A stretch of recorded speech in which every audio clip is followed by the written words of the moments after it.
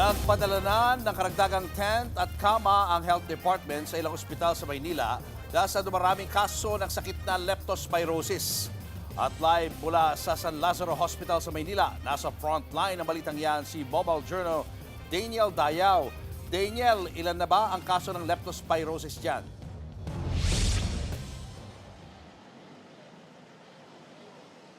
Julius, sumipa na sa 155 ang kaso ng leptospirosis dito sa San Lazaro Hospital. 4 na po dyan ang nadagdag sa loob lang ng 24 na oras.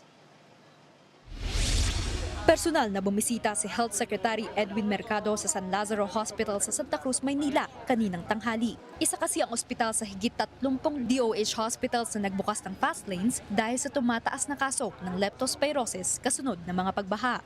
Isa sa mga dumagsa sa ospital, si Nanay Gretchen. Inabot ng ilang araw bago niya naisugod sa ospital ang kanyang anak dahil hindi agad tumama ang mga sintomas. On and off yung lagnat. Tapos sabi ko, pag hanggang Sunday ng gabi, may lagnat pa rin siya, dadalhin ko rin siya ng San Lazaro. Huwag na po nilang hintayin na lumala. Pag nagkarolat lang po ng mga 1 day pa lang, alam nila na may lagnat yung anak nila, dalhin na po nila.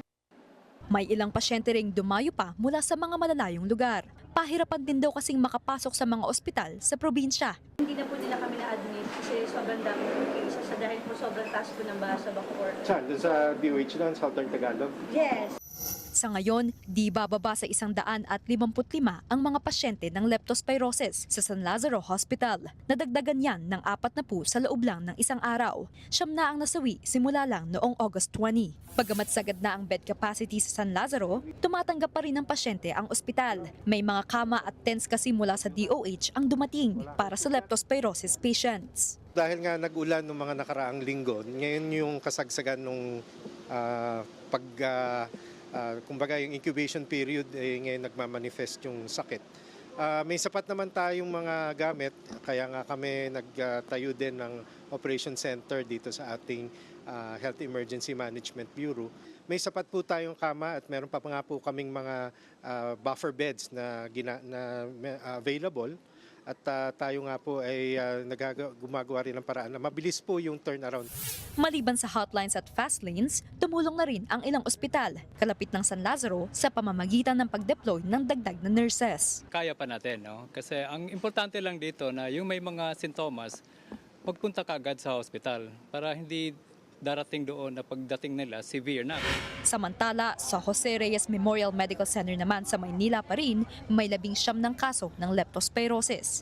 Sa sobrang sagad ng bed capacity, nasa labas na ng hallway ang ilang pasyente. Nasa emergency room kasi ang mga severe cases na. Di rin bababa sa 5 pasyente ang pumanaw dahil sa sakit.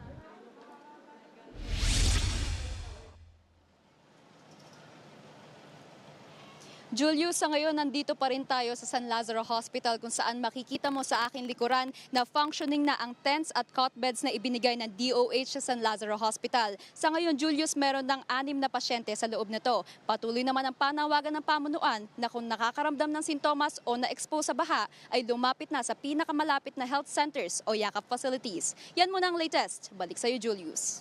Maraming salamat, Daniel Dayaw. Mga kapatid, Julius Babaw po. Anong masasabi mo sa balitang ito?